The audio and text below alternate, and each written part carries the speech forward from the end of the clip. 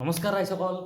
আজি মানে অসমত কি নাপায় কি কৰবা নৰে তাৰমানে অসমৰ মানুহ একদম আজি এটা একদম সহজ হেৰি দেখুৱাই দিম। মানে আজি মানে ঘৰত কায়ো নাই, একদম ঘৰত মাই দেউতা কায়ো নাই, অকলে আছোঁ, একদম ৰাতি হৈছে। মানে ৰাতিটো খাব লাগিল নে কিবা, খালিহে বল পাম। এতিয়া মানে কথাটো হ'ল কি, ভাত চাত বনাই থাকিব বৰ দিগদাৰ পাম। তাৰ কাৰণে মানে হেৰি গ'লোঁ, বজাৰত গ'লোঁ, জাৰবৰী বজাৰত মানে গাহৰি মাংস আনিলোঁ।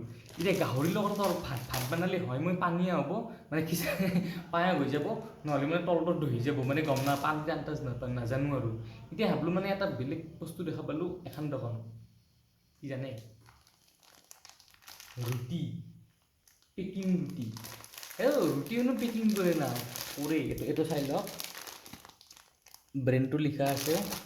আৰু ইয়াতে মানে ৰুটিটো যিটো আছে একদম বঢ়িয়া ৰুটি আৰু একদম ধুনীয়া। খালি ইয়াত মানে হাফ কুক, এইটো টোটেলি সম্পূৰ্ণ কুক কৰা নাই। আৰু ৰুটিটো মানে ডাইৰেক্ট ৰুটি নহয়, আমাৰ লাচ্ছা পৰঠা টাইপৰ ৰুটি তাৰমানে। আৰু এইটো মানে একদম লেখা আছে ইয়াতে লাইফ 7 days, নৰ্মেলৰ কাৰণে মানে বাহিৰত থৈ দিলি আৰু 3 days 7 days ৰেফ্ৰিজাৰেটৰ মানে এনে ফ্ৰিজৰ ভিতৰে, আৰু 30 days 1 মাহ লাগি থাকিব ফ্ৰিজাৰত, মানে এই বৰফ যিটো হয় সেই বৰফটোতে।